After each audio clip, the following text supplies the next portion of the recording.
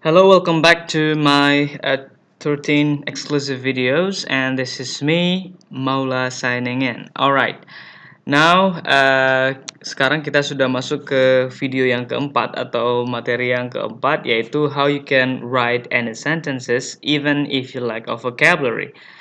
Oke, ini menarik sekali. Kenapa? Karena dengan mengikuti pelajaran ini, Anda akan belajar tentang bagaimana Anda bisa menulis kalimat apapun dalam bahasa Inggris, oke? Walaupun vocabulary atau kosakata Anda terbatas ya, atau kurang. Alright, tapi di sini ada disclaimer sedikit atau ada maklumat sedikit untuk Anda pahami bahwa tetap saja jika Anda memiliki kosakata yang mumpuni atau yang cukup atau banyak ya, itu tentu jadi lebih baik ya daripada Anda kekurangan vocabulary. Jadi ini hanya semacam cara eh, bagaimana Anda bisa menulis kalimat apapun yang ingin Anda tulis, oke, ke dalam bahasa Inggris jika kosakata Anda terbatas. Alright. Again, back in the day, ini adalah kisah nyata. Oke, pakai kisah nyata ya. Tentang saya dulu, tahun kalau tidak salah saya 2004, ketika saya mendapatkan sebuah pekerjaan di bagian translation ya, atau penerjemahan. Jadi waktu itu saya masih kuliah dan kebetulan yang saya terjemahkan itu adalah yang terkait dengan kesehatan, dan kesehatannya pun bukan kesehatan umum tapi kesehatan reproduksi, karena saya sempat bekerja di sebuah konsultan HIV/AIDS ya, jadi diminta untuk menerjemahkan beberapa dokumen dan juga buku saku ya yang terkait dengan kesehatan reproduksi. Alright, so karena ini betul-betul baru, oke, dan saya juga waktu itu pengalaman menerjemahkannya juga belum terlalu banyak, jadi kosakata saya itu tentunya sangat-sangat terbatas, terutama di bagian atau di hal-hal terkait dengan kesehatan dan reproduksi, oke. Nah, yang saya gunakan waktu itu nanti saya jabarkan di next slide ya. Belum saya ceritakan terlebih dahulu, tapi yang menarik adalah karena saya bekerja sambil kuliah waktu itu, jadi pekerjaan saya bawa ke kampus saya. Oke. Dan saya mengerjakan pekerjaan itu di sela-sela jam kuliah gitu. Jadi misalnya di antara jam pagi ke jam selanjutnya itu kita biasanya saya dengan teman-teman itu nongkrong di kafe kampus ya, dan teman-teman memilih untuk katakanlah ada yang makan, ada yang bahkan main catur dan lain-lain, sementara saya memilih untuk bekerja karena pekerjaan saya itu setiap hari pakai deadline ya. Alright, so ternyata ada satu orang teman yang tadinya main catur itu memperhatikan cara saya bekerja. Oke, dia memperhatikan saya menggunakan kamus dan juga banyak coret-coret sana sini gitu.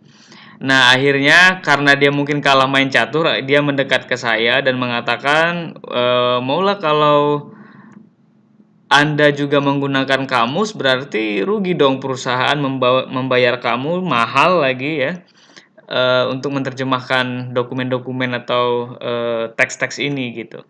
Nah, lalu saya tidak tersinggung dengan apa yang disebut atau dikatakan oleh teman saya, but instead I gave him a chance to do what I'm doing. Jadi saya kasih dia kesempatan untuk menerjemahkan. Lalu saya bilang begini, well, saya dibayar 120.000 per halaman. Oke, marginnya itu 4343 kanan kiri atas bawahnya dan spasi 1,5.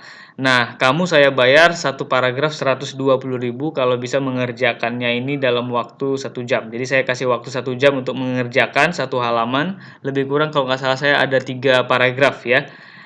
Nah, saya berikan kertas coret-coretnya, saya berikan juga teks yang harus diterjemahkan, lalu saya berikan juga kamusnya. Oke, kamus yang saya gunakan adalah John Ecole dan Hasan Sadli ya, yang warna uh, orange itu yang Indonesia Inggris, kalau yang biru itu yang Inggris ke Indonesia.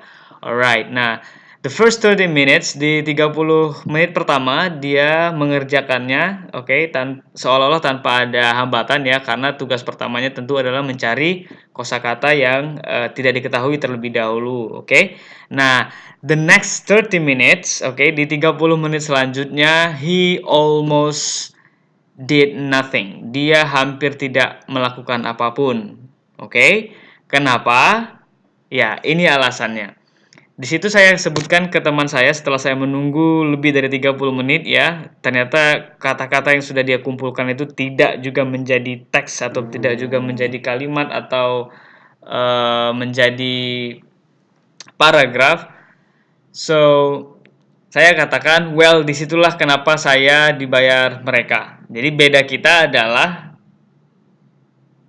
atau persamaan kita adalah kita sama-sama bisa melihat kamus, tapi perbedaannya adalah Anda tidak bisa menyusun kata-kata ini menjadi kalimat yang baik dan bisa dipahami oleh pembaca. Alright, so what to write but lack of vocabulary. Jadi kalau Anda ingin menulis bisa atau menerjemahkan bisa walaupun kekurangan vocabulary. Tadi rumusnya adalah atau caranya adalah Anda membutuhkan dictionary atau kamus ya, dan ditambah dengan 5 principles atau 5 langkah bagaimana Anda bisa menguasai atau menaklukkan ratusan rumus grammar. Ini sudah saya bahas di satu video khusus, durasinya panjang 1 jam lebih ya. Jadi asumsi saya Anda sudah menonton video itu, oke. Jadi silahkan Anda cek lagi video itu. Nah, yang saya gunakan adalah exactly the same principles ya. Jadi yang saya gunakan prinsip bagaimana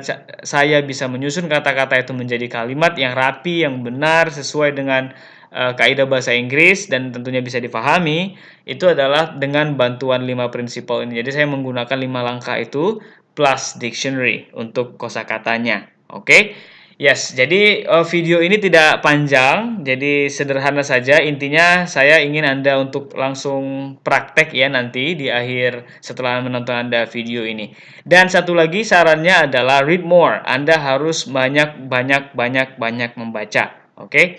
Kenapa harus banyak membaca? Karena dengan banyak membaca Anda akan lebih memahami konteks penggunaan suatu kata di dalam bahasa Inggris, karena dalam bahasa Inggris itu banyak sekali kata-kata yang satu kata itu interpretasi atau penggunaannya itu berbeda-beda sesuai dengan atau bergantung dengan situasi atau kondisinya ya.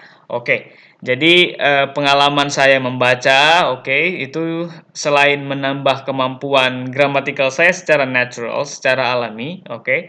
Yang kedua adalah otomatis menambah vocabulary juga, oke. Dan yang ketiga, akhirnya adalah tulisan atau terjemahan saya itu menjadi lebih rapi dan menjadi lebih mudah difahami oleh orang asing terutama ya, bukan orang Indonesia tapi orang asing, karena klien saya kebanyakan orang asing. Alright, so itu saran saya, dan caranya ketika Anda membaca adalah Anda membaca dulu, oke, teks bahasa Inggris Anda baca, and then translate ke bahasa Indonesia. Alright, and then retranslate. Anda translatekan kembali ke dalam bahasa Inggris tanpa melihat teks asli awalnya, teks awal bahasa Inggrisnya.